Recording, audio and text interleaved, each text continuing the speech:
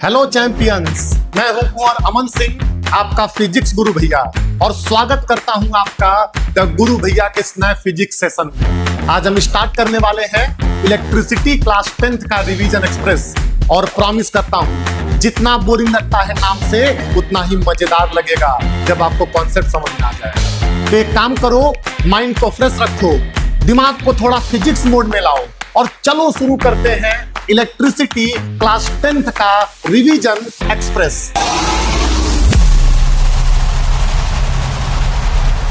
ध्यान दो भाई, हम लोग अपना चैप्टर शुरू करने जा रहे हैं, और सबसे पहले हम लोग बात करने वाले हैं इलेक्ट्रिक चार्ज के बारे में। इलेक्ट्रिक चार्ज क्या होता है, अब ध्यान से देखो भाई। देखो, होता ही है ना कि अगर हम इलेक्ट्रिक चार्ज के बारे में बात करते हैं तो इलेक्ट्रिक चार्ज किसी भी ऑब्जेक्ट की वो प्रॉपर्टी होती है due to which two object having charge can attract और repel each other with a force called electrostatic force और इलेक्ट्रिकल फोर्स। नहीं समझ में आया? मैं बताता हूं, ध्यान से देखो। इलेक्ट्रिक चार्ज किसी भी ऑब्जेक्ट की वो प्रॉपर्टी होती है जिसके वजह से दो ऑब्जेक्ट जिनके पास अगर चार्ज है तो वो दोनों एक दूसरे को या तो अट्रैक्ट कर सकते हैं या तो रिपेल कर सकते हैं। भाई क्लियर है कि नहीं? अब ध्यान से देखो, दो तरीके का इलेक्ट्रिक चार्ज होता है। सबसे पहला क्या होता है भाई? सबसे पहला हमारा होता है क्या? Positive charge. और ध्यान से देखना, पॉजिटिव चार्ज कब आता है? जब कोई भी ऑब्जेक्ट इलेक्ट्रॉन लूज करता है तो उस पर कौन सा चार्ज आता है? पॉजिटिव चार्ज आता है। और अगला क्या होता है भाई? Negative charge. जब कोई भी ऑब्जेक्ट इलेक्ट्रॉन गेन करता है तो उस पर कौन सा चार्ज आता है? निगेटिव चार्ज आता है। बात समझ में आ रहा है कि नहीं आ रहा है? अब ध्यान से देखो भाई, अगर हम लोग चार्ज के सिंबल के बारे में बात करते हैं तो चार्ज का सिंबल क्यू होता है, और चार्ज का जो यूनिट होता है ना भाई, वो क्या होता है? कूलम होता है। बात समझ में आ रही है? एक बात और ध्यान से देखो, ये जो चार्ज का फॉर्मूला है Q = NE, ये तुम्हारा क्वांटाइजेशन ऑफ चार्ज का फॉर्मूला है। और इसका मतलब ये होता है कि किसी भी ऑब्जेक्ट पे जो चार्ज है वो या तो एक इलेक्ट्रॉन के बराबर हो सकता है, या तो दो इलेक्ट्रॉन के बराबर हो सकता है, या तो तीन इलेक्ट्रॉन के बराबर, या चार इलेक्ट्रॉन के बराबर। कहने का मतलब यह है कि किसी भी ऑब्जेक्ट पे जो चार्ज होता है वो एक इलेक्ट्रॉन के चार्ज का इंटीग्रल मल्टीपल होता है। मतलब मेरे कहने का मतलब यह है, किसी भी ऑब्जेक्ट पे चार्ज 2.5 इलेक्ट्रॉन के बराबर नहीं हो सकता है, 1.5 इलेक्ट्रॉन के बराबर नहीं हो सकता है, 4.5 4.3 इलेक्ट्रॉन के बराबर नहीं हो सकता है। हमेशा जो किसी ऑब्जेक्ट पे चार्ज होता है वो एक इलेक्ट्रॉन के चार्ज का इंटीग्रल मल्टीपल होता है। बात समझ में आ रहा है कि नहीं? अगर तुम यहां पे ध्यान से देखोगे, तुम्हारा ये जो n है ये तुम्हारा या तो 1 होगा, या 2 होगा, या 3 होगा, या 4 होगा, और ये तुम्हारा पॉजिटिव इंटीजर होगा। बात समझ में आ रहा है कि नहीं आ रहा है? ठीक है। अब भाई ध्यान से देखो कि एक इलेक्ट्रॉन पे कितना चार्ज होता है। तो एक इलेक्ट्रॉन पे जो चार्ज होता है ना भाई, वो -1.6 × 10⁻⁻19 कूलम के बराबर होता है। और माइनस साइन ये बता रहा है कि इलेक्ट्रॉन का जो चार्ज होता है वो निगेटिव होता है। भाई बात समझ में आ रहा है? ठीक है, अब आगे बढ़ते हैं, और मैं तुमको एक ट्रिक बताना चाहता हूं। ध्यान से देखो, अगर किसी भी ऑब्जेक्ट पे इलेक्ट्रॉन आता है तो वो ऑब्जेक्ट निगेटिव हो जाता है, मतलब निगेटिवली चार्ज हो जाता है। और अगर किसी भी ऑब्जेक्ट से इलेक्ट्रॉन चला जाता है तो वो ऑब्जेक्ट पॉजिटिवली चार्ज हो जाता है। बात समझ में आ रहा है कि नहीं? और ये तुम्हारा जो क्वांटाइजेशन ऑफ चार्ज वाला फॉर्मूला है Q = NE, इसको तुमको याद रखना है, इससे न्यूमेरिकल बनते हैं भाई। बात समझ में आ रहा है कि नहीं? एक बात और ध्यान से देखो, मैं तुमको बता चुका हूं कि अपोजिट चार्ज एक दूसरे को अट्रैक्ट करते, जैसे पॉजिटिव निगेटिव चार्ज एक दूसरे क्या करेंगे भाई? अट्रैक्ट करेंगे। और लाइक चार्जेस एक दूसरे को रिपेल करते हैं, मतलब पॉजिटिव पॉजिटिव रिपेल करेंगे और निगेटिव निगेटिव क्या करेंगे भाई? रिपेल करेंगे। समझ में आ रहा है कि नहीं? अब यहां पे ध्यान से देखो, मैं एक छोटा सा न्यूमेरिकल तुम्हारे लिए लेकर के आया। ये बोल रहा है ना कि अगर हमारे पास एक ऑब्जेक्ट है और अगर उस ऑब्जेक्ट पे 5 × 10⁻18 नंबर ऑफ इलेक्ट्रॉन्स है, तो बताओ उस पे चार्ज कितना होगा? क्लियर है? तो हम लोग इस वाले फॉर्मूले का इस्तेमाल करेंगे। देखो, मैंने इस पे स्टार बना के रखा है, और ये इस बात को इंडिकेट करता है कि बहुत इंपॉर्टेंट फॉर्मूला है। अब यहां पे ध्यान से देखोगे तो चार्ज का फॉर्मूला क्या? NE, और नंबर ऑफ इलेक्ट्रॉन कितने दिए गए हैं? 5 × 10⁻18, और एक इलेक्ट्रॉन पे कितना चार्ज होता है? -1.6 × 10⁻⁻19। जब इसको सॉल्व करोगे भाई, तुमको चार्ज कितना मिल जाएगा? माइनस में 0.8 कूलम के बराबर। इसका मतलब उस ऑब्जेक्ट पे जो चार्ज है वो इतना है। और ये निगेटिव साइन क्या बता रहा है भाई? ये निगेटिव साइन ये बता रहा है कि वो जो ऑब्जेक्ट है वो निगेटिवली चार्ज है। बात समझ में आ रहा है कि नहीं? अब आगे बढ़ते हैं भाई, ध्यान से देखो। अब इसके बाद से हम लोग बात करने वाले हैं इलेक्ट्रिक करंट क्या होता है। अब देखो होता क्या, बहुत सिंपल है। अगर हमारे पास कोई कंडक्टर है और उस कंडक्टर के किसी भी एरिया ऑफ क्रॉस सेक्शन से 1 सेकंड में कितना चार्ज फ्लो करके जाता है, उसी को हम क्या बोलते हैं? इलेक्ट्रिक करंट बोलते हैं। बात समझ में आ रहा है कि नहीं? मतलब कहने का मतलब यह है कि rate of flow of electric charge क्या कहलाता है? इलेक्ट्रिक करंट कहलाता है। बात समझ में आ रहा है कि नहीं? अब ध्यान से देखो भाई, इलेक्ट्रिक करंट का सिंबल क्या होता है? आई। इसको आई से डिनोट किया जाता है। और इलेक्ट्रिक करंट का जो यूनिट होता है वो क्या होता है भाई? एम्पियर होता है, क्योंकि एंड्री मैरी एम्पियर ने इलेक्ट्रिक करंट के बारे में सबसे पहले बताया था। बात समझ में आ रहा है कि नहीं? और इसका जो फॉर्मूला है वो किसके बराबर होता है? चार्ज अपॉन टाइम, मतलब चार्ज पर यूनिट टाइम ही क्या कहलाता है? करंट कहलाता है। ठीक है ना? अब ध्यान से देखो, इलेक्ट्रिक करंट हमेशा बैटरी के पॉजिटिव टर्मिनल से बैटरी के निगेटिव टर्मिनल की तरफ फ्लो करता है, सर्किट के बाहर बाहर, जिसको हम लोग कन्वेंशनल करंट भी बोलते हैं। भाई क्या बोलते हैं इसको? कन्वेंशनल करंट भी बोलते हैं। और ध्यान से देखना, लेकिन जो इलेक्ट्रॉन के फ्लो का डायरेक्शन होता है वो करंट के फ्लो के अपोजिट होता है, जो बैटरी के निगेटिव से बैटरी के पॉजिटिव की तरफ होता है, आउटसाइड द सर्किट। बात समझ में आ रहा है कि नहीं? ठीक है। अब ध्यान से देखो, आगे बढ़ते हैं और अब हम लोग बात करने वाले हैं अमीटर क्या होता है। अब देखो भाई, अगर अमीटर के बारे में बात करोगे ना, तो अमीटर एक ऐसा डिवाइस होता है जो इलेक्ट्रिक करंट को मेजर करने में यूज किया जाता है। और अमीटर का सिंबल यहां पे तुमको दिखाई दे रहा है, इस तरीके से अमीटर का सिंबल बनाते हैं। और एक बात और ध्यान से देखना, जो अमीटर का रेजिस्टेंस होता है भाई, वो बहुत कम होता है, ऑलमोस्ट जीरो होता है, ताकि उसमें पूरी की पूरी करंट उसमें जा सके। बात समझ में आ रहा है कि नहीं? और ध्यान से देखना, अमीटर हमेशा सर्किट में जो कनेक्ट होता है वो सीरीज में कनेक्टेड होता है, पैरेलल में कनेक्टेड नहीं होता है। अगर देखोगे भाई ध्यान से, तो एक्चुअल अमीटर तुमको इस तरीके से दिखाई देता है, और अमीटर का जो सर्किट में सिंबल होता है वो इस तरीके से बनाया जाता है। बात समझ में आ रहा है कि नहीं? अब आगे बढ़ते हैं और अगले क्वेश्चन के बारे में बात करते हैं। अब ध्यान से देखो, यहां पे ये बोल रहा है ना कि 5 कूलम का चार्ज फ्लो कर रहा है 2 सेकंड के लिए, तुमको इलेक्ट्रिक करंट बताना है। बहुत सिंपल है भाई, करंट का फॉर्मूला क्या होता है? Charge upon time. तो चार्ज कितना दिया हुआ है? 5, टाइम कितना दिया हुआ है? 2, तो 5/2 कितना होगा? 2.5। तो आंसर क्या होता है? 2.5। बात समझ में आ रहा है कि नहीं? अगले क्वेश्चन को देखो, ये वाले क्वेश्चन का आंसर तुम कमेंट बॉक्स में लिखोगे, मैं तुम्हारा कमेंट बॉक्स में इंतजार करूंगा भाई। अब हम लोग आगे बढ़ेंगे और अब हम बात करने वाले किसके बारे में? पोटेंशियल डिफरेंस के बारे में, कि पोटेंशियल डिफरेंस क्या होता है। अब देखो होता क्या है, अगर हम लोग इलेक्ट्रिक फील्ड के अंदर से किसी चार्ज को उठाते हैं किसी एक लोकेशन से और किसी दूसरे लोकेशन पर लेकर के जाते हैं किसी यूनिट पॉजिटिव चार्ज को, तो उस दौरान हम जितना काम करते हैं वही वर्क क्या कहलाता है? Potential difference between the point. देखो भाई मैं तुमको बता रहा हूं, जैसे मान लो अगर हमारे पास यहाँ पे पॉइंट ए है और हमारे पास यहाँ पे कौन सा पॉइंट है भाई? बी है, तो हम लोग क्या कर रहे हैं, एक यूनिट पॉजिटिव चार्ज को ए से उठा रहे हैं और कहां पर लेकर के जा रहे हैं भाई? बी पर लेकर के जा रहे हैं। तो ए से बी तक लेकर के जाने में हमने जितना काम किया वही वर्क इन दोनों पॉइंट के बीच का क्या कहलाता है? Potential difference. बात समझ में आ रहा है कि नहीं? तो यहां पे तुम ध्यान से देखोगे ना, तो पोटेंशियल डिफरेंस का मतलब क्या है? Work done per unit charge. Unit charge को एक जगह से दूसरे जगह पर लेकर के जाने में जो काम होता है वही क्या कहलाता है? Potential difference. बात समझ में आ रहा है कि नहीं? अब ध्यान से देखोगे, अगर हम लोगों ने यूनिट चार्ज के बजाय क्यू चार्ज को लेकर के गया, कहां से? एक लोकेशन से दूसरे लोकेशन पे, तो इस केस में जो इन दोनों पॉइंट के बीच का पोटेंशियल डिफरेंस होगा वो किसके बराबर होगा भाई? वर्क अपॉन चार्ज के बराबर, क्योंकि वर्क पर यूनिट चार्ज क्या कहलाता है? पोटेंशियल डिफरेंस कहलाता है। समझ में आ रहा है कि नहीं आ रहा है?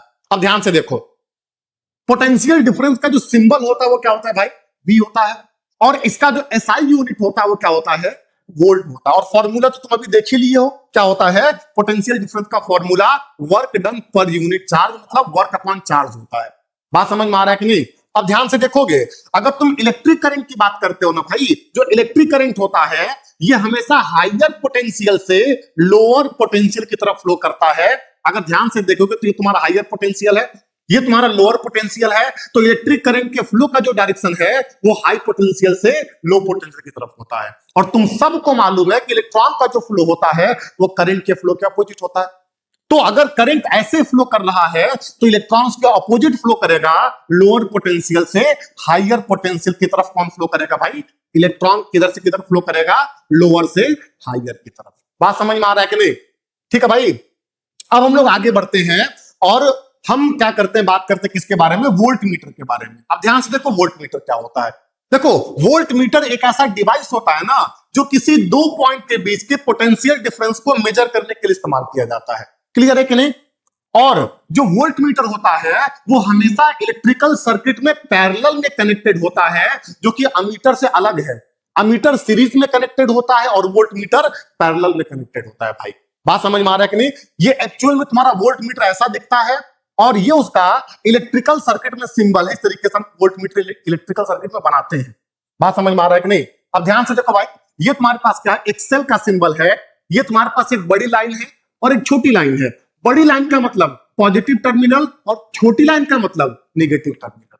बात समझ में आ रहा है कि नहीं? और ऐसे तुम छोटे छोटे सेल को जब आपस में कंबाइन करते हो तो वो क्या कहलाता है, बैटरी कहलाता है। तो ये तुम्हारा सेल है, ये तुम्हारा क्या है, बैटरी। बड़ी लाइन का मतलब पॉजिटिव टर्मिनल, छोटी लाइन का मतलब निगेटिव टर्मिनल। बात समझ में आ रहा है कि नहीं? ठीक है भाई। अब आगे बढ़ते हैं और एक छोटा सा न्यूमेरिकल सॉल्व करते हैं। क्या बोल रहा है भाई, if 10 joule of work is done to move 2 coulomb charge. अगर 2 कूलम के चार्ज को लेकर के जाने में एक जगह से दूसरे जगह पे कितना काम होता है, 10 जूल का। तो मुझे उन दोनों पॉइंट के बीच का पोटेंशियल डिफरेंस बताना है। तो फॉर्मूला तुमको मालूम क्या होता है, potential difference is equal to work upon charge. कितना वर्क है 10, कितना चार्ज है 2, तो 10 अपॉन 2 कितना होगा 5। तो आंसर क्या हो जाएगा 5। बात समझ में आ रहा है कि नहीं? अब देखो भाई, ये वाला क्वेश्चन है, इसको तुम वीडियो पॉज करो, इसका आंसर निकालो, इसको कमेंट करो, तभी तो मुझे मालूम चल पाएगा कि तुम पढ़ रहे हो। बात समझ में आ रहा है कि नहीं? तो मैं कमेंट में देखूंगा तुम ऐसा कर रहे हो कि नहीं। अब आगे बढ़ते हैं भाई, और अब हम लोग बात करते हैं अपने चैप्टर के सबसे इंपॉर्टेंट टॉपिक के बारे में, जिसका नाम क्या है, ओम्स लॉ। बात समझ में आ रहा है कि नहीं? जॉर्ज साइमन ओम ने इस लॉ को बनाया था। अब ध्यान से देखना होता क्या है, होता यह है ना कि अगर हमारे पास कोई कंडक्टर है, अगर इसके टेम्परेचर को और सभी फिजिकल क्वांटिटी को कांस्टेंट कर दिया जाए, तो इसके एंड के क्रॉस सेटअप होने वाला जो पोटेंशियल है, ध्यान से देखोगे, इसमें फ्लो होने वाला जो करंट है वो इसके एंड के क्रॉस सेटअप होने वाले पोटेंशियल डिफरेंस के डायरेक्टली प्रोपोर्शनल होता है। मतलब मेरे कहने का मतलब यह है कि अगर हम लोग क्या कर देते हैं, टेम्परेचर को कांस्टेंट कर देते हैं, तो उस केस में उस कंडक्टर में फ्लो होने वाला जो करंट है वो उस कंडक्टर के एंड के क्रॉस सेटअप होने वाले पोटेंशियल डिफरेंस से क्या होता है, डायरेक्टली प्रोपोर्शनल। बात समझ में आ रहा है कि नहीं? इसका मैथमेटिकल फॉर्मूला देखो, current is proportional to potential difference. तो यहां से V इक्वल टू क्या हो जाएगा भाई, IR। बात समझ में आ रहा है कि नहीं? अब यहां पे तुम देखोगे ना तो तुम इसको इस तरीके से याद रख सकते हो। मतलब यहां पे तुम इस इक्वेशन को विराट इक्वेशन बोल सकते हो। विराट इक्वेशन का मतलब क्या, विराट कोहली। मतलब मेरे कहने का मतलब यह है, यहां पे VIR दिखाई दे रहा है कि नहीं, और यहां पे तुम V इक्वल टू क्या कर दोगे, IR। तुमको क्या मिल जाएगा, ओम्स लॉ का मैथमेटिकल फॉर्मूला। तो हमेशा ध्यान रखना, तुम इसको ओम्स लॉ का इक्वेशन तो बोलोगे ही बोलोगे, साथ में क्या बोलोगे, विराट इक्वेशन। बात समझ में आ रहा है कि नहीं भाई? ठीक है, अब आगे बढ़ते हैं और अब हम लोग बात करने वाले किसके बारे में, VI ग्राफ के बारे में, जो कि सबसे ज्यादा इंपॉर्टेंट टॉपिक इस चैप्टर का है। इससे खूब क्वेश्चन एग्जाम में पूछा जाता है। ध्यान से देखो क्या बोल रहा है। देखो, अगर पोटेंशियल डिफरेंस 0 होगा तो करंट भी क्या होगा, 0। जैसे जैसे पोटेंशियल डिफरेंस बढ़ाओगे करंट भी क्या होता जाएगा, बढ़ता जाएगा। तो इस केस में जो VI ग्राफ होता है वो straight line passing through the origin होता है। बात समझ में आ रहा है कि नहीं? अब ध्यान से देखना, ये जो ग्राफ का तुमको स्लोप दिखाई दे रहा है ना भाई, इस ग्राफ का जो स्लोप है, जो ढलान है, वो क्या बताता है, रेजिस्टेंस बताता है। जितना ज्यादा ग्राफ का स्लोप होगा उतना ही ज्यादा क्या होगा, रेजिस्टेंस होगा। किस वाले ग्राफ में, VI ग्राफ में। बात समझ में आ रहा है कि नहीं? तो अगर तुम ध्यान से देखोगे, काम करते हैं, यहां पे अगर हम एक और लाइन यहाँ पे खींच देते हैं और मैं क्या बोल देता हूं, ये रेजिस्टेंस R1 है और ये क्या है, R2 है। तो बताओ, इसका स्लोप कम है तो ये वाला रेजिस्टेंस कम होगा, इसका स्लोप ज्यादा है तो ये वाला रेजिस्टेंस ज्यादा होगा। तो यहाँ पे क्या लिखोगे, R1 is greater than R2। लेकिन अगर तुमको IV ग्राफ मिलता है भाई, तो IV ग्राफ में कहानी उल्टी हो जाती है। इस केस में जो स्लोप होता है वो 1 अपॉन रेजिस्टेंस के बराबर हो जाता है। तो जितना ज्यादा स्लोप होगा उतना कम क्या होगा, रेजिस्टेंस होगा। तो इस केस में इसका स्लोप ज्यादा है तो इसका रेजिस्टेंस क्या होगा, कम, और इसका स्लोप कम तो इसका रेजिस्टेंस क्या होगा, ज्यादा। तो यहां पे क्या लिखोगे, R is less than R2। बात समझ में आ रहा है कि नहीं? अब आगे बढ़ते हैं भाई, ठीक है, और एक छोटे से क्वेश्चन के बारे में बात करते हैं। ये क्या बोल रहा है, यहां पे ये बोल रहा है ना कि अगर हम ग्राफ बनाते हैं पोटेंशियल डिफरेंस के बीच में और करंट के बीच में, तो स्ट्रेट लाइन बनता है जो कहां से पास करता है, ओरिजिन से। इसका मतलब क्या क्या इंडिकेट करता है ये? तो ये इंडिकेट करता है कि हमारा जो ग्राफ है वो ओम्स लॉ को ओबे कर रहा है, हमारा जो डिवाइस ओम्स लॉ को ओबे कर रहा है, तो इसका सी ऑप्शन करेक्ट हो जाएगा, तुम्हारा ओम्स लॉ ओबे हो रहा है। बात समझ में आ रहा है कि नहीं? और ये मैं तुमको बता चुका हूं भाई, इसका आंसर जो है तुम कमेंट करोगे।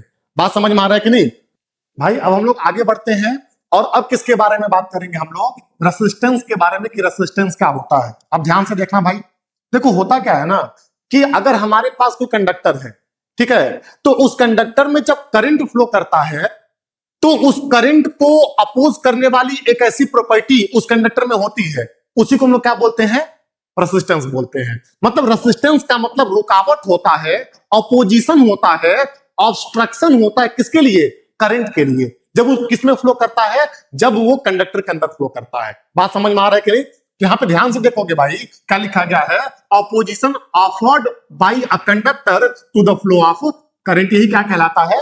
रेसिस्टेंस कहलाता है। बात समझ में आ रहा है कि नहीं? इसका सिंबल क्या होता है? इसका सिंबल आर होता है। इसका यूनिट क्या होता है भाई? ओम होता है। इसको ओमेगा से डिनोट किया जाता है। बात समझ में आ रहा है कि नहीं? और इसका फॉर्मूला क्या होता है भाई? R is equal to V upon I, जहां पे वी क्या है? पोटेंशियल डिफरेंस है, और आई क्या है? करंट है। ठीक है। और हम लोग इलेक्ट्रिकल सर्किट में रेसिस्टेंस को इस तरीके से दिखाते हैं, ऐसे झुनझुनी वाली लाइन बना देते हैं और ऐसे हम लोग रेसिस्टेंस को दिखाते हैं। बात समझ में आ रहा है कि नहीं? अब आगे बढ़ते हैं भाई। अब बात करेंगे कौन कौन से ऐसे फैक्टर हैं जो किसी भी कंडक्टर के रेसिस्टेंस को अफेक्ट करते हैं। बात समझ में आ रहा है कि नहीं?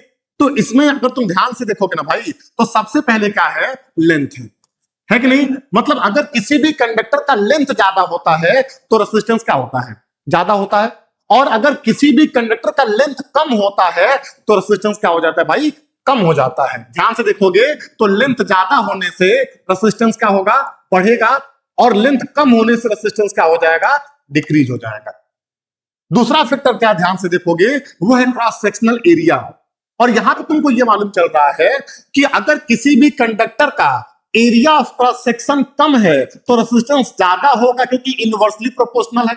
और अगर किसी भी कंडक्टर का एरिया ऑफ क्रॉस सेक्शन ज्यादा है तो इस केस में रेसिस्टेंस क्या हो जाएगा भाई? डिक्रीज हो जाएगा। बात समझ में आ रहा है कि नहीं? तो ये दो फैक्टर हैं। और साथ में क्या अगला? मटेरियल का नेचर। अलग अलग मटेरियल का नेचर अलग अलग होता है, तो सबका रेसिस्टेंस भी क्या होता है? अलग अलग होता है। सब अलग अलग ऑपोजिशन ऑफर करते हैं, किसको? करंट को। ठीक है ना? तो different material have different resistance. अब अगर टेम्परेचर की बात कर दी जाए तो ध्यान से देखना, खास करके अगर कंडक्टर की बात करेंगे तो कंडक्टर की टेम्परेचर को अगर बढ़ाएंगे तो रेसिस्टेंस बढ़ेगा, और टेम्परेचर घटाएंगे तो रेसिस्टेंस क्या हो जाएगा? घट जाएगा। बात समझ में आ रहा है कि नहीं? अब ध्यान से देखो भाई, जब तुम इन दोनों प्रोपोर्शनलिटीज को आपस में कंबाइन करोगे और प्रोपोर्शनल का सिंबल हटाओगे तो यहां पे एक नया कांस्टेंट है जिसका नाम होता है रो, जो कांस्टेंट ऑफ प्रोपोर्शनलिटी है, जिसको हम लोग क्या बोलते हैं? रेसिस्टिविटी। बात समझ में आ रहा है कि नहीं? तो यहां से आर किसके बराबर हो जाएगा? Rho L by A. तो रो किसके बराबर आ जाएगा? R A upon L. तो ये तुमको रेसिस्टिविटी का फॉर्मूला मिल गया भाई। एक बात और ध्यान से देखना, ये जो रेसिस्टिविटी होता है ना, ये कंडक्टर के लेंथ पे और एरिया ऑफ क्रॉस सेक्शन पे नहीं डिपेंड करता है। ये केवल और केवल कंडक्टर के मटेरियल पे डिपेंड करता है, उसके नेचर पे और टेम्परेचर पे डिपेंड करता है भाई। बात समझ में आ रहा है? इसका सिंबल क्या होता है? रो, और इसका यूनिट क्या होता है? ओम मीटर। जितना बढ़िया तुम्हारे पास कंडक्टर होगा उतना कम उसकी रेसिस्टिविटी होगी, और जितना बेकार तुम्हारे पास कंडक्टर होगा उतना हाई क्या होगी? उसकी रेसिस्टिविटी होगी भाई। बात समझ में आ रहा है कि नहीं? गोल्ड है, कॉपर है, सिल्वर है, ये सब अच्छे कंडक्टर है तो कम रेसिस्टिविटी होती है। और जितने भी इंसुलेटर हैं, जितने भी सेमी कंडक्टर हैं, ये उतने अच्छे कंडक्टर नहीं है, तो इनकी रेसिस्टिविटी बहुत ज्यादा होती है भाई। ठीक है।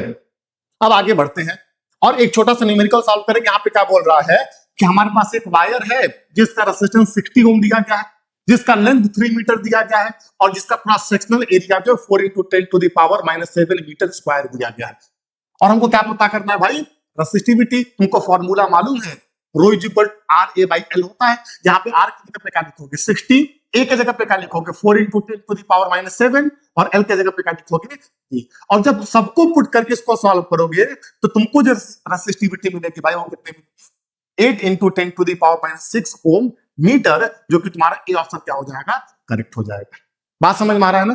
और ये वाला जो क्वेश्चन है इसका आंसर तुम कमेंट करोगे, हम कमेंट बॉक्स में तुम्हारा इंतजार करेंगे भाई। बात समझ में आ रहा है कि नहीं? अब आगे बढ़ते हैं और ध्यान से देखो भाई, अब हम लोग बात करने वाले हैं कॉम्बिनेशन ऑफ रेसिस्टर के बारे में कि रेसिस्टर आपस में कैसे कंबाइन हो। तो दो तरीके का कॉम्बिनेशन होता है। पहला क्या है? पहला हमारा क्या है भाई? सीरीज कॉम्बिनेशन ऑफ रेसिस्टर, और दूसरा हमारा क्या है भाई?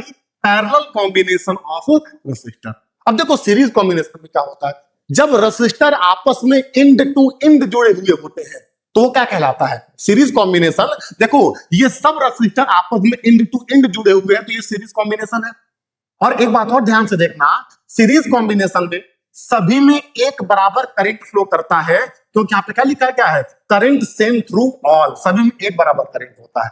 और सीरीज कॉम्बिनेशन में भाई जो इक्विवेलेंट रेसिस्टेंस होता है वो किसके बराबर होता है? सभी रेसिस्टर के रेसिस्टेंसेस का सम। मतलब यहाँ पे R1 plus R2 plus R3 क्या हो जाएगा? Equivalent resistance. बात समझ में आ रहा है कि नहीं?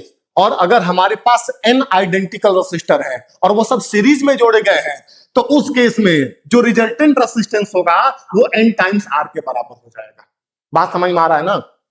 और तुमको की पॉइंट का याद रखना है भाई कि सीरीज कॉम्बिनेशन में सभी में करंट एक जैसा होता है, लेकिन जो पोटेंशियल डिफरेंस होता है ना भाई वो सभी रेसिस्टर में क्या हो जाता है? डिवाइड हो जाता है।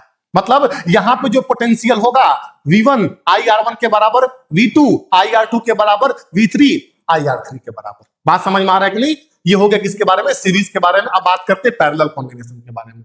अब देखो पैरेलल कॉम्बिनेशन में क्या होता है ना भाई कि जो रेसिस्टर होते हैं वो एक ही मतलब दो पॉइंट के अक्रॉस जोड़े जाते हैं। ये कौन सा पॉइंट है? A, और ये कौन सा पॉइंट है? B। इन्हीं दोनों पॉइंट में R1 भी जुड़ा हुआ है, इन्हीं दोनों पॉइंट के बीच में R2 भी जुड़ा हुआ है, और इन्हीं दोनों पॉइंट के बीच में R3 भी जुड़ा हुआ है। तो ये तुम्हारा पैरेलल कॉम्बिनेशन होता है। और इसमें क्या होता है भाई? वोल्टेज सभी के पास एक जैसा होता है। जो वोल्टेज इसके अक्रॉस सेट होगा वो यहां पर भी होगा और वो यहां पर भी होगा, क्योंकि ये सब दो ही पॉइंट के अक्रॉस जोड़े गए हैं। बात समझ में आ रहा है ना? अब इस केस में देखो जो रिजल्टेंट रेसिस्टेंस होता है, रिजल्टेंट रेसिस्टेंस का जो रेसिप्रोकल होता है ना भाई वो सभी इंडिविजुअल रेसिस्टेंसेस के रेसिप्रोकल के सम के बराबर होता है। मतलब 1 upon R in parallel equal to 1 upon R1 plus 1 upon R2 plus 1 upon R3। बात समझ में आ रही है? ये बहुत इंपॉर्टेंट फॉर्मूला है। अब ध्यान से देखो, अगर केवल दो ही रेसिस्टर होते R1 R2 तो उस केस में तुम ये वाला फॉर्मूला इस्तेमाल करते R1 R2 upon R1 plus R2। इसको डायरेक्ट यूज कर सकते हो दो रेसिस्टर के जब वो पैरेलल में होंगे। और जब n आइडेंटिकल रेसिस्टर होंगे भाई और वो पैरेलल में जोड़े गए होंगे तो जो रिजल्टेंट रेसिस्टेंस होगा वो R अपॉन n के बराबर हो जाएगा जब n आइडेंटिकल रेसिस्टर होंगे।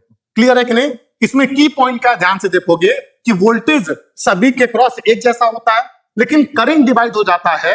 यहाँ पे करंट I1, यहाँ पे करंट I2 और यहाँ पे करंट I3 जाएगा, फिर सब आकर के यहाँ पे I बन जाएंगे। क्लियर है कि नहीं? ये तुमको ध्यान देना है भाई। अब हम लोग आगे बढ़ रहे हैं और एक छोटे से न्यूमेरिकल के बारे में बात करेंगे। वैसे छोटा न्यूमेरिकल नहीं है। यहाँ पे ध्यान से देखो भाई, तो यहाँ पे क्या बोला जा रहा है? यहाँ पे ये बोला जा रहा है ना कि हमारे पास 3 रेसिस्टर है, ठीक है, और ये तीनों रेसिस्टर किस तरीके से जोड़े गए हैं यहाँ पे तुमको सर्किट में दिखाई दे रहा है, जहां पे ये R2 और R3 आपस में पैरेलल में है और इनका जो कॉम्बिनेशन है वो इसके साथ किस में है? सीरीज में है भाई। बात समझ में आ रहा है कि नहीं? इसमें पूछा क्या क्या गया है? सबसे पहले ये बताया गया है कि जो ये 5 ओम वाला रेसिस्टर है इसमें 1 एम्पियर का करंट फ्लो कर रहा है, ठीक है। तो हमको ये बताना है कि इसमें R2 में और R3 में कितना करंट आएगा सबसे पहले। फिर ये बताना है कि जो पोटेंशियल डिफरेंस AB के क्रॉस होगा और पोटेंशियल डिफरेंस BC के क्रॉस होगा ये कितना होगा। और फिर हमको ये बताना है कि इस पूरे का जो रिजल्टेंट रेसिस्टेंस होगा वो कितना आएगा। तो सबसे पहले ध्यान से देखो भाई, हम इस पहले वाले पार्ट को सॉल्व करते हैं। देखो यहाँ पे दिया क्या गया, ध्यान से देखो भाई। एक बात ये बताओ कि यहाँ पे जो करंट आ रहा है वो 1 एम्पियर का आ रहा है, और यही 1 एम्पियर का जो करंट है जब आगे बढ़ेगा तो इन दोनों में क्या होने वाला है? डिवाइड होने वाला है भाई, ठीक है ना। तो एक काम करो, एक बात ये बताओ, सबसे पहले तुम R2 और R3 का रेशियो ले लो। तो यहाँ पे क्या लिखोगे? R2 upon R3। अब बताओ R2 कितना दिया गया है? 10, और R3 कितना दिया गया है? 15। तो कितना आ जाएगा भाई? ये 2/3। मतलब इन दोनों का जो रेशियो है वो 2/3 है, और यहाँ पे जो करंट आ रहा है ना वो इसी रेशियो में डिवाइड होने वाला है, जो रेशियो किसका है? रेसिस्टेंस का है।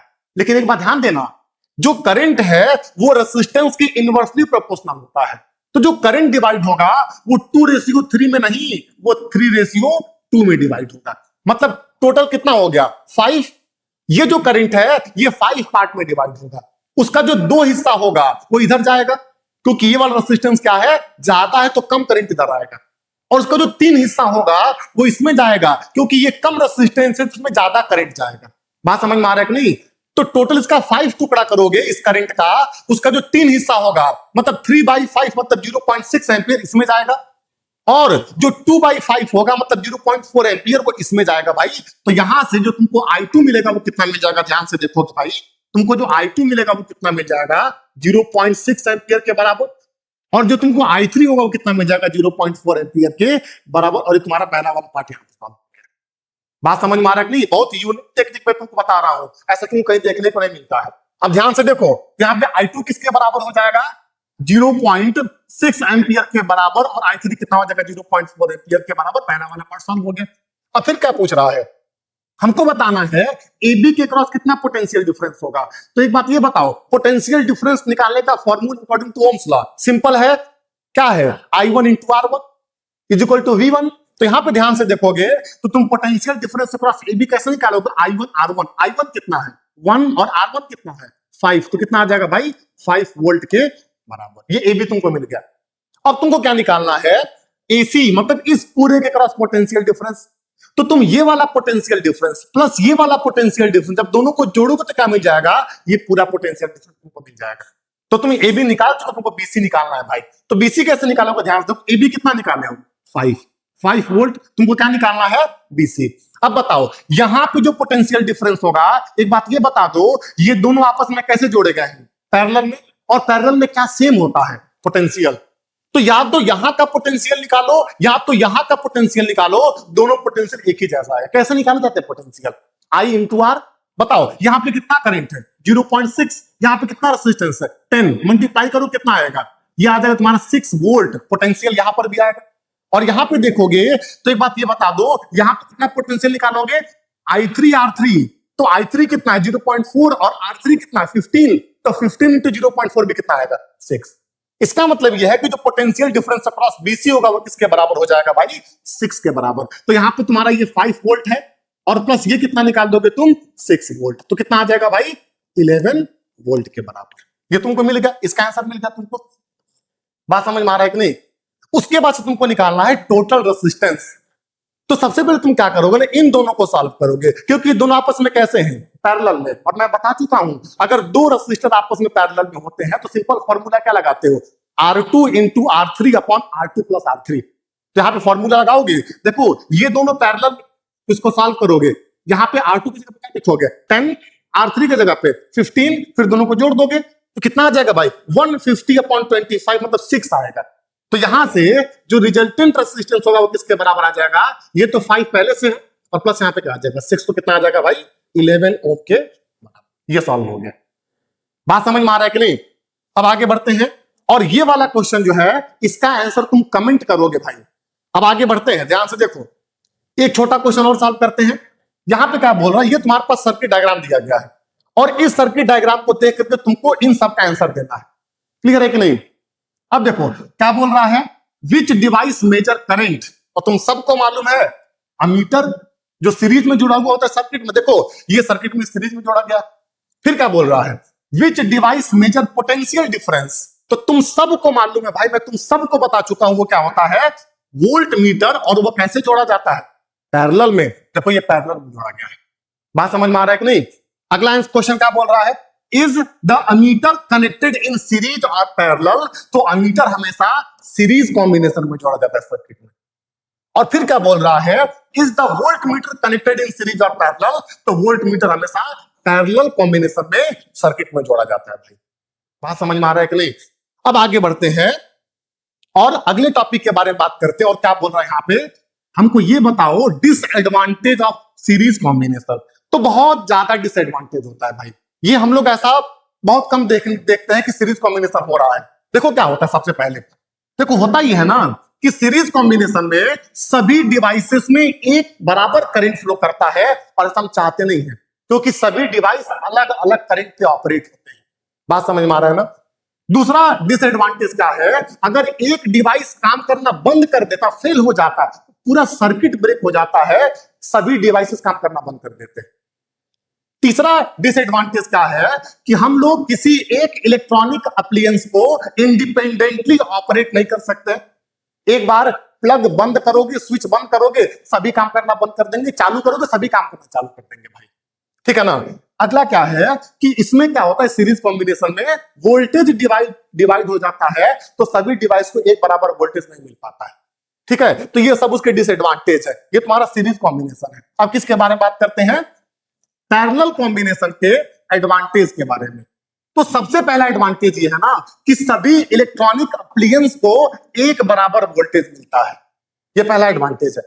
दूसरा एडवांटेज ये भाई कि हर इलेक्ट्रॉनिक अप्लायंस को सेपरेट स्विच मिलता है, जिससे वो इंडिपेंडेंटली वर्क कर सकता है।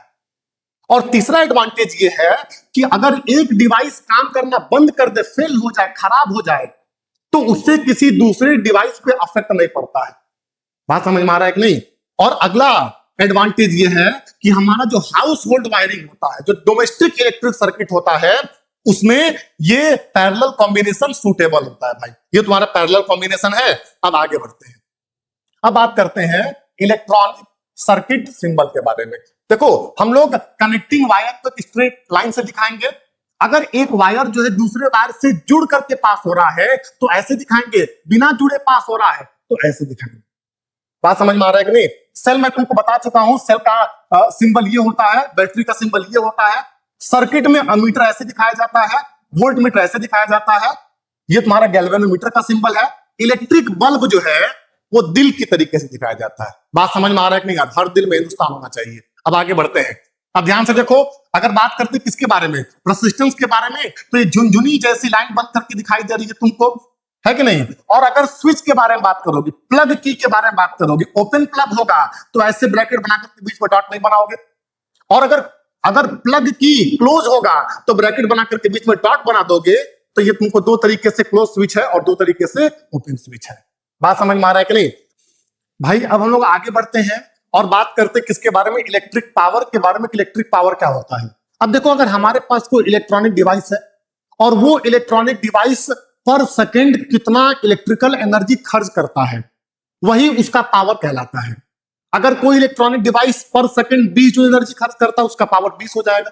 अगर कोई इलेक्ट्रॉनिक डिवाइस पर सेकंड 50 जूल एनर्जी खर्च करता है, उसका पावर 50 जूल हो जाएगा। As simple as that. बात समझ में आ रहा है कि नहीं। तो यहां पे क्या लिखा गया है, इलेक्ट्रिक पावर का मतलब क्या होता है, rate at which electrical energy is used. किस रेट के साथ एनर्जी खर्च हो रहा है, पर सेकंड कितना एनर्जी खर्च हो रहा है, वो इसका पावर कहलाता है भाई, ठीक है।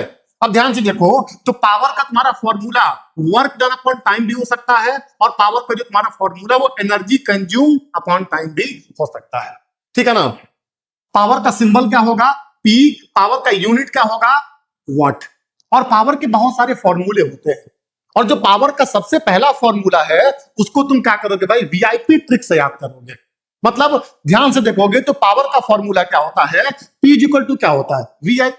अगर P इक्वल टू VI है तो यहाँ पे क्या लिखोगे, VIP। तो VI इक्वल टू क्या हो जाएगा, P। तो तुम वीआईपी ट्रिक से पावर के फॉर्मूले पे याद कर लोगे। और ओम्स लॉ के हिसाब से ध्यान से देखोगे भाई, तुम V के जगह पे क्या लिखोगे, IR।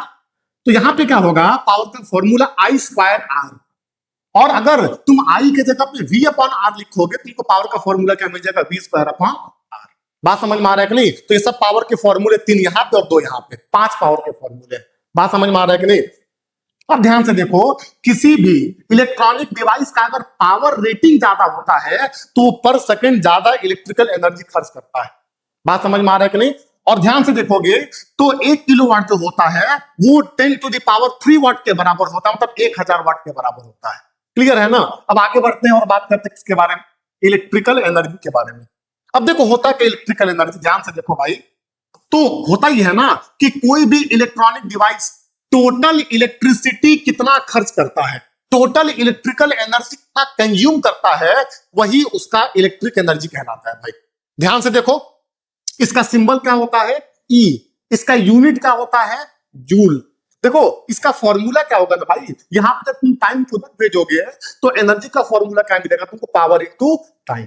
अगर तुम पावर को वॉट में लोगे टाइम को तुम सेकंड में लोगे, इस केस में तुमको एनर्जी किस में मिलेगा भाई? जूल में मिलेगा। और अगर तुम क्या करोगे, पावर को किलोवाट में लोगे, टाइम को आर में लोगे, तो इस केस में तुमको ध्यान से देखो भाई, तुमको जो एनर्जी मिलेगा वो किलोवाट आर में मिलेगा। और जो किलोवाट आर होता है ना, वो इलेक्ट्रिकल एनर्जी का कॉमर्शियल यूनिट होता है। 1 किलोवाट आर 1 यूनिट के बराबर होता है। बात समझ में आ रहा है कि नहीं? 1 यूनिट किसके बराबर होगा? 1 किलोवाट आर के। अगर तुम 1 किलोवाट आर के बराबर इलेक्ट्रिकल एनर्जी खर्च करते हो, तो तुम्हारा जो मीटर होता है बिजली का बिल 1 यूनिट बढ़ जाता है। बात समझ में आ रहा है कि नहीं? ठीक है। और अगर तुम किलोवाट आर को जूल में कन्वर्ट करते हो, तो 1 किलोवाट आर जो होगा वो 3.6 into 10 to the power 6 joule के बराबर हो जाता है भाई। ठीक है ना? अब आगे बढ़ते हैं और हम लोग क्या करेंगे, एक काम करो भाई, तुम इस वाले क्वेश्चन को कमेंट करोगे, इसका आंसर कमेंट करोगे, हम इस वाले क्वेश्चन को सॉल्व करने जा रहे हैं।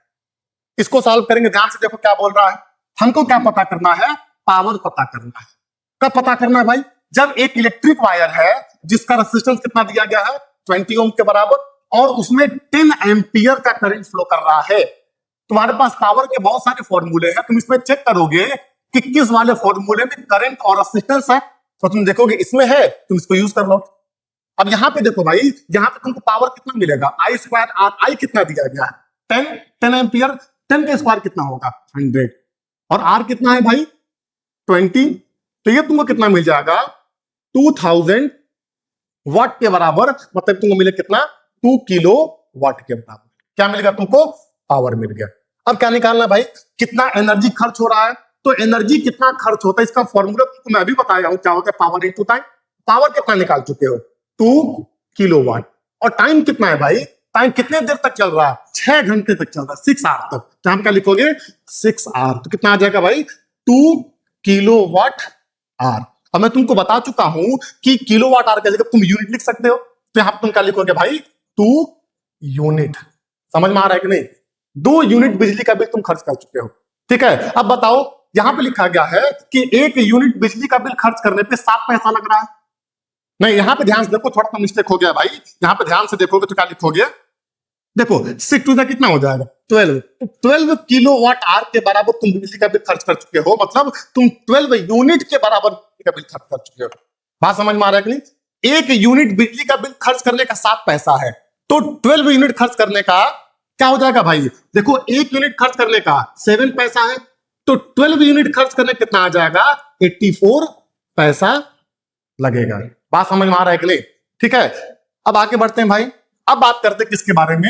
Heating effect of electric current के बारे में, कि ये क्या होता है। देखो, अगर हमारे पास कोई कंडक्टर है और अगर उस कंडक्टर में तुम करंट फ्लो कराते हो, तो करंट के फ्लो करने से कंडक्टर में रेजिस्टेंस होता है, और उस रेजिस्टेंस की वजह से वो कंडक्टर हीट हो जाता है, तो कोलिजन होता है भाई। अब ध्यान से देखो यहाँ पे क्या लिखा गया है। जब किसी भी कंडक्टर में तुम क्या करते हो? इलेक्ट्रिक करंट को फ्लो कराते हो, तो वो कंडक्टर हीट प्रोड्यूस करता। क्यों? क्योंकि उस कंडक्टर के पास अपना कुछ ना कुछ रेजिस्टेंस होता है, और इसी रेजिस्टेंस की वजह से उसमें हीट प्रोड्यूस होता है। किसी भी इलेक्ट्रॉनिक डिवाइस को तुम बहुत देर तक चलाओ, जब उसके बॉडी पार्ट को टच करोगे तो तुमको गर्म महसूस होगा, हीट वहां से प्रोड्यूस होता है भाई। और इसी फेनोमेना पे ध्यान से देखो, इसी heating effect of electric current के फेनोमेना पे इलेक्ट्रिक आयरन, इलेक्ट्रिक हीटर और इलेक्ट्रिक बल्ब काम करते हैं। बात समझ में आ रहा है कि नहीं? तो वो कितना हीट प्रोड्यूस होता है, उसको क्वांटिफाई करने के लिए एक साइंटिस्ट आए जिनका नाम क्या था? जूल। और उन्होंने जूल्स लॉ ऑफ हीटिंग दिया भाई, जूल्स लॉ ऑफ हीटिंग। इन्होंने ये बताया कि जो हीट प्रोड्यूस होता है ना भाई, वो उस कंडक्टर में फ्लो होने वाले करंट के स्क्वायर के डायरेक्टली प्रोपोर्शनल होता है, पहला।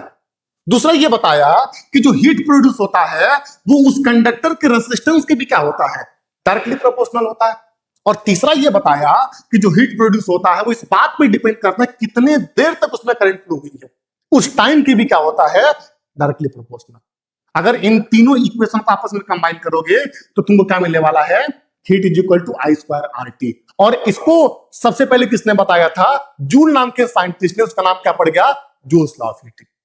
बात समझ में आ रहा है कि नहीं? जहां पे हीट यूनिट क्या होता है? जूल। अब आगे बढ़ो भाई। अब यहां पे क्या बोल रहा है ना कि हम लोग एलॉय को ही हीटिंग इफेक्ट के रूप में क्यों यूज करते हैं? क्योंकि उसके पास बहुत सारी प्रॉपर्टी होती है जो हीटिंग इफेक्ट के लिए फेवरेबल होती है। जैसे सबसे पहली प्रॉपर्टी क्या है, रेसिस्टिविटी। एलॉय का रेसिस्टिविटी हाई होता है जिससे वो ज्यादा हीट प्रोड्यूस कर सकता है। रेसिस्टिविटी ज्यादा होने का मतलब क्या, रेसिस्टेंस का ज्यादा होना तो हीट भी ज्यादा होगा। अगला क्या है, एलॉय का मेल्टिंग पॉइंट क्या होता है भाई, एलॉय का मेल्टिंग पॉइंट हाई होता है तो जल्दी मेल्ट नहीं होता है। बात समझ में आ रहा है कि नहीं, क्लियर है। और अगला क्या है, ऑक्सीडेशन। ध्यान से देखना, अगर एलॉय की बात करोगे तो एलॉय ये एयर के संपर्क में आकर के एयर के साथ रिएक्शन नहीं करते हैं, ऑक्सीडाइज नहीं होते हैं, ये बर्न नहीं होते हैं, इनका ऑक्सीडेशन बहुत लो होता है। बात समझ में आ रहा है कि नहीं, ठीक है। अब आगे बढ़ते हैं भाई, अब बात करेंगे कि फ्यूज वायर जो है, फ्यूज वायर हम लोग एलॉय से क्यों बनाते हैं। देखो इसका रीजन ये है कि अगर एलॉय की बात करोगे तो उसकी रेसिस्टिविटी क्या होती है, ज्यादा होती है, सबको मालूम है। एलॉय की रेसिस्टिविटी ज्यादा होती है जिससे वो ज्यादा हीट प्रोड्यूस करता है। अब ध्यान से देखना, अगर फ्यूज वायर के बारे में बात करोगे ना तो फ्यूज वायर घर के सबसे बाहर लगता है, और अगर इसकी बात करोगे ये एलॉय से बनता है, इसकी रेसिस्टिविटी ज्यादा होती है लेकिन इसकी मेल्टिंग पॉइंट क्या होती है भाई, बहुत कम होती है। ऐसे एलॉय से बनता है जिसकी मेल्टिंग पॉइंट बहुत कम हो। क्यों, क्योंकि जो फ्यूज वायर है ये घर के बाहर सैनिक की तरह खड़ा होता है। अगर घर में बहुत ज्यादा करंट फ्लो करना चाहता है तो ये खुद बहुत ज्यादा हीट होता है, और बहुत ज्यादा हीट होने से इसकी मेल्टिंग पॉइंट कम होती है और ये मेल्ट हो जाता है। ये खुद को सेक्रीफाइस कर देता है, खुद शहीद हो जाता है, लेकिन घर के सभी इलेक्ट्रॉनिक डिवाइसेस को बचा लेता है। बात समझ में आ रहा है कि नहीं। और अगली प्रॉपर्टी क्या है कि इसका भी ऑक्सीडेशन बहुत कम होता है, तो ये भी एयर के साथ रिएक्शन नहीं करता है। बात समझ में आ रहा है कि नहीं। अब आगे बढ़ो भाई, फ्यूज वायर जो है वो हमेशा सीरीज में कनेक्टेड होता है सर्किट में, ताकि एक्सेस करंट जब सर्किट में फ्लो होना चाहे तो ये खुद मेल्ट हो जाए और सर्किट को ब्रेक कर दे। बात समझ में आ रहा है कि नहीं। अब ध्यान से देखो, जो फ्यूज वायर है ये टिन उसमें 63% होता है, और जो लेड होता है उसमें 37% होता है, और इन्हीं सबों से मिलकर के कौन बनता है, फ्यूज वायर। बात समझ में आ रहा है कि नहीं। तो बच्चों ये था आज के फिजिक्स का फंडा। अगर कहीं अटके हो या लगता है कि भैया ये टॉपिक मुझे नहीं समझ आया तो सीधा कमेंट बॉक्स में लिख दो, मैं खुद आंसर करूंगा, टेंशन मत लो। और एक बात और, तुम लोग से एक रिक्वेस्ट है भाई, अगर तुम्हारा कॉन्सेप्ट क्लियर लग रहा है तो अभी के अभी 2-4 न्यूमेरिकल इस चैप्टर से रिलेटेड खुद सॉल्व करो। और हाँ, जो चीज आपको इजी लगी शायद वो किसी को टफ लगे तो एक छोटा गेस्चर कर दो भाई, अपने दोस्तों के साथ इस वीडियो को शेयर कर दो। मैं हूं अमन भैया, मिलते हैं अगले सेशन में एक नए चैप्टर के साथ। तब तक प्रैक्टिस करते रहो और फिजिक्स से दोस्ती बनाते रहो।